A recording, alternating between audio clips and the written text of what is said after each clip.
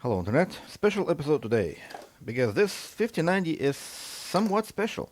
Came from a guy who sent that it had been in two different repair shops, neither one of them was able to repair it. And for some reasons, he ended up posting it on Reddit, as people do. Nowadays, I mean, you gotta feed the AI data somehow to learn from, and it got over 1 million views, so I don't know how or why, who cares. Alright, let's see if we can figure out what's wrong with this thing, why two repair shops could not fix it.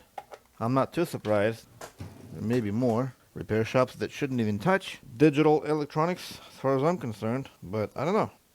Right now what I want to see is how much power it will pull. And it pulls 316, whatever. I can increase this, it'll pull more. So in my mind, we have no power issues. So we're gonna plug it in into the motherboard and see if it will post. Okay, black screen of death.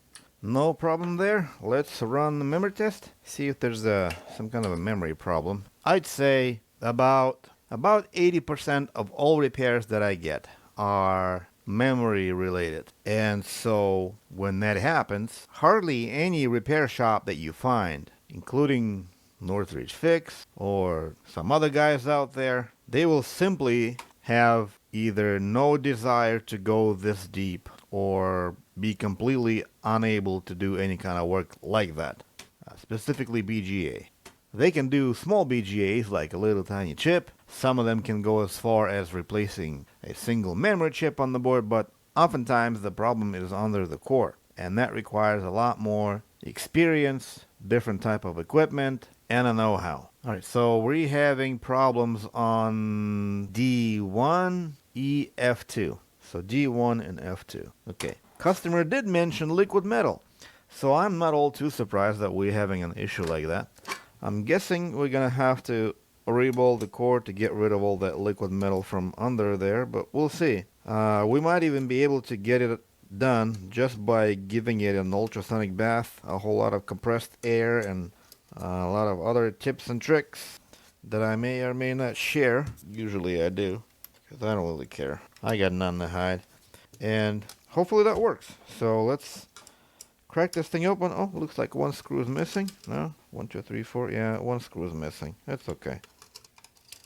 So let's take it apart, see what's inside. I'm guessing we're going to be greeted with a gigabyte excessive amount of thermal putty, which everyone absolutely hates. That stuff leaks over time, creating all sorts of problems. So that needs to be removed with kerosene, a lot of toothbrushing, compressed air, all sorts of stuff. Ultrasonic bath, not easy to get rid of it. So even clearing that out of the board to prevent issues has to be done by a trained professional.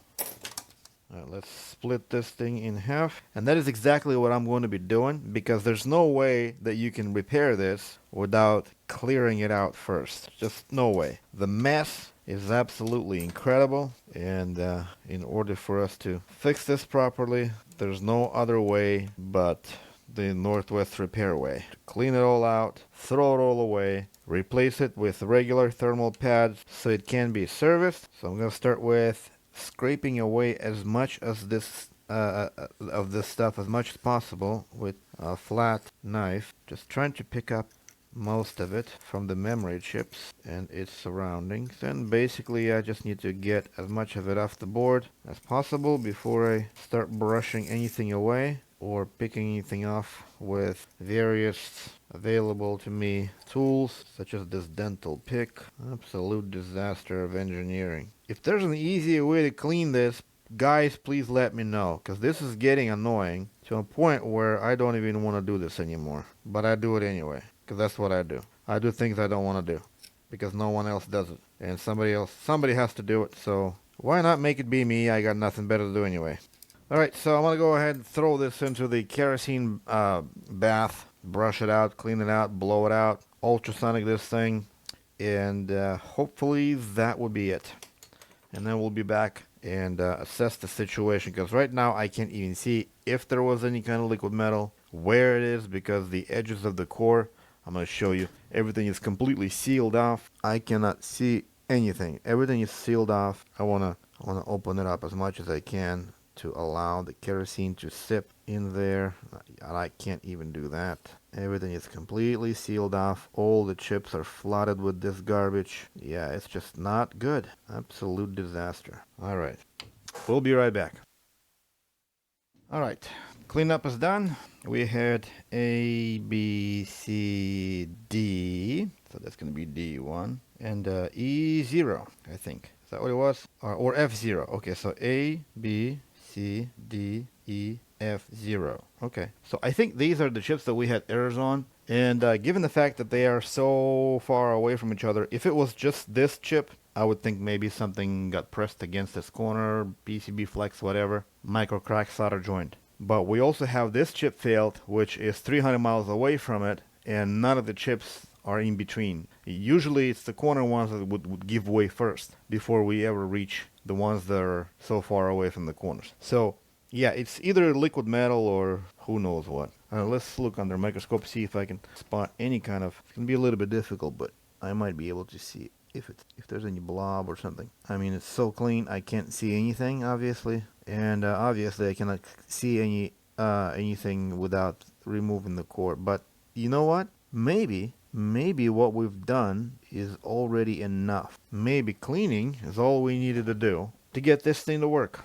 So, but you gotta know how to clean it right. Lots of kerosene, brushing, you have to minimize. You cannot force anything in there, basically. You kind of have to force things out. Can't do it with the vacuum, though it would be nice. I guess you could do it with the vacuum. You know, it's actually not a bad idea to do it with a wet vacuum. That's actually a pretty good idea. I might invest into that at some point. So, who knows?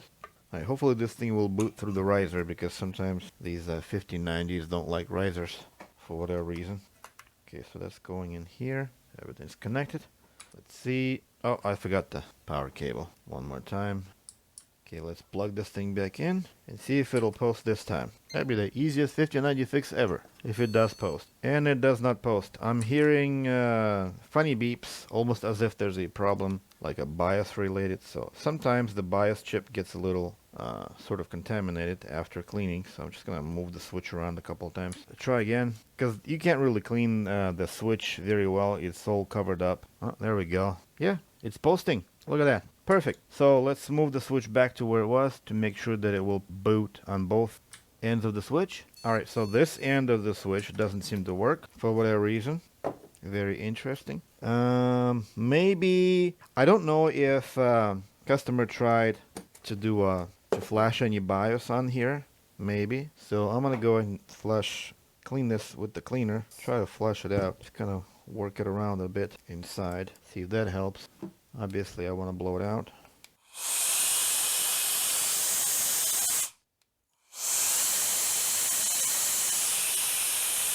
Okay, let's switch it back to the right position, to where it refuses to work, and try again. I'm thinking we might just end up flashing the BIOS on this thing.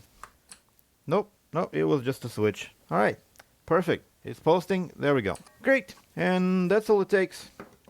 Few years of experience, no sleep, no bars, no drinks, no games, no movies, no life, just GPU repairs 7 days a week, and that's really all there is to it. Anybody can do it, obviously, if they want to, or if they have no other choice. So I got fired from my job, so I had no other choice but to do this full time. So special thanks to the manager that fired me.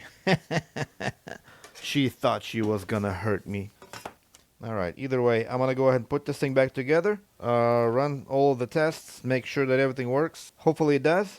Give customer good news, and thanks for watching. Hopefully this was educating, not entertaining necessarily. If you guys want to see entertaining videos, go back to my channel and look at the videos. There are about, anywhere from 4 to probably 10-minute max. There you'll see the video with the cats drumming out and things like that.